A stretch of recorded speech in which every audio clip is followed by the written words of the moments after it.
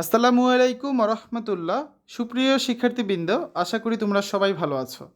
এই ভিডিওটা তৈরি করছি অষ্টম শ্রেণীর শিক্ষার্থীদের জন্য। 2024 সালের অষ্টম শ্রেণীর ইংরেজি বইয়ের নবম অধ্যায়ের 139 পৃষ্ঠার সমাধান দেখব আজকে আমরা।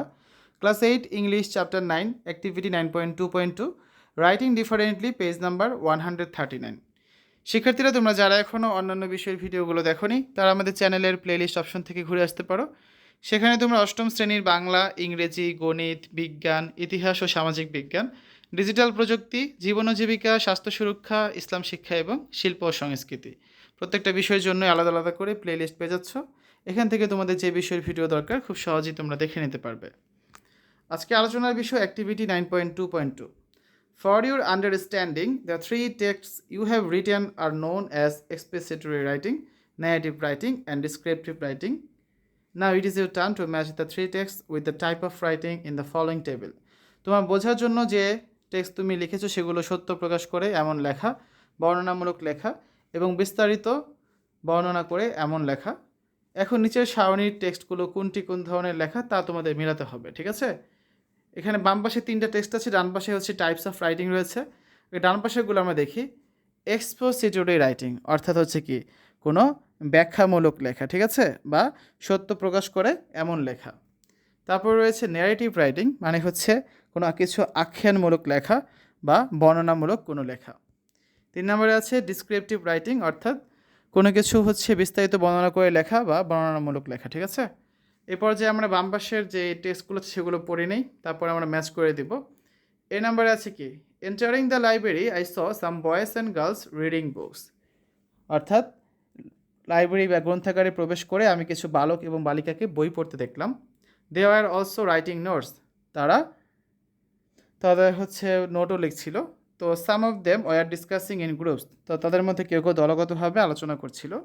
সাম others were looking for books on the shelves, কেউ কেউ বা অন্যরা হচ্ছে বইয়ের তাকে বই খুঁজছিল।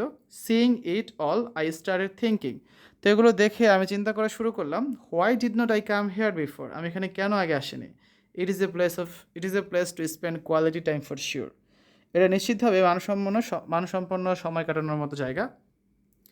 সেকেন্ড টেক্সটটা হচ্ছে B number, it is a library, এটা একটা গ্রন্থাগার। The library is in a room in the school building, লাইব্রেরিটা হচ্ছে আমাদের বিদ্যালয় যে ভবন রয়েছে তার একটা কক্ষে। The library room is big and spacious, এই গ্রন্থাগার কক্ষটি খুবই বড় এবং প্রশস্ত। দেয়ার আর সাম ফ্যান্স, এখানে কিছু পাখা রয়েছে। There are many shelves in the library, এবং লাইব্রেরিতে কিছু তাক আছে। তো many books on different subjects are there, এবং বিভিন্ন বিষয়ের উপর অনেকগুলো বইও সেখানে রয়েছে। তারপর সি নাম্বার আছে কি a library is store house of knowledge, গ্রন্থাগার হচ্ছে জ্ঞানের ভাণ্ডার।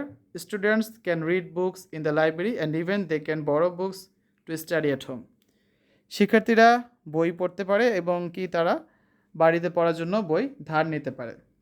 We can also read daily news papers and magazines in the library, আমরা দৈনিক সংবাদপত্র এবং যে সাময়িকী বা ম্যাগাজিনগুলো থাকে এগুলো গ্রন্থাগার থেকে পড়তে পারি। অল অফ দিস হেল্পস আর to learn many things, so using a library is very important, তো এই জিনিসগুলো আমাদেরকে অনেক কিছু শিখতে সাহায্য করে, সুতরাং গ্রন্থাগার ব্যবহার অতি গুরুত্বপূর্ণ একটা বিষয়। এরপর যে আমরা ম্যাচ করবো, দেখো আমাদের এ নাম্বারে যেটা ছিল এটা হচ্ছে কি, এটা হচ্ছে 2 নম্বরের সাথে ম্যাচ হবে, অর্থাৎ এটা একটা ন্যারেটিভ রাইটিং। তার মানে আমরা কি বুঝতে পারছি, এটা হচ্ছে এটা বর্ণনামূলক লেখা বা আখ্যানমূলক লেখা। বি নাম্বারে যেটা আছে এটা হচ্ছে একটা ডিসক্রিপটিভ রাইটিং, বা এটা হচ্ছে বিস্তারিত বর্ণনা করে লেখা। আর এ নাম্বারে যেটা ছিল সেটা হচ্ছে কি এ নাম্বারটা ম্যাচ করে দিই আমরা। এ নাম্বারটা হচ্ছে এক্সপোজিটরি রাইটিং, অর্থাৎ এটা হচ্ছে সত্য প্রকাশ করে এমন কোনো লেখা বা ব্যাখ্যামূলক লেখা, ঠিক আছে।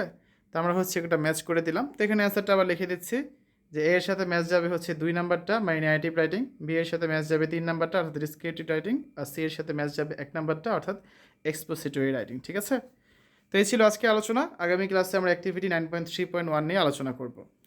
শিক্ষার্থীরা, এতক্ষণ তোমরা দেখলে class 8 English chapter 9 writing differently 9.2.2 page number 139। আশা করি তোমাদের কাছে ভিডিওটা ভালো লেগেছে।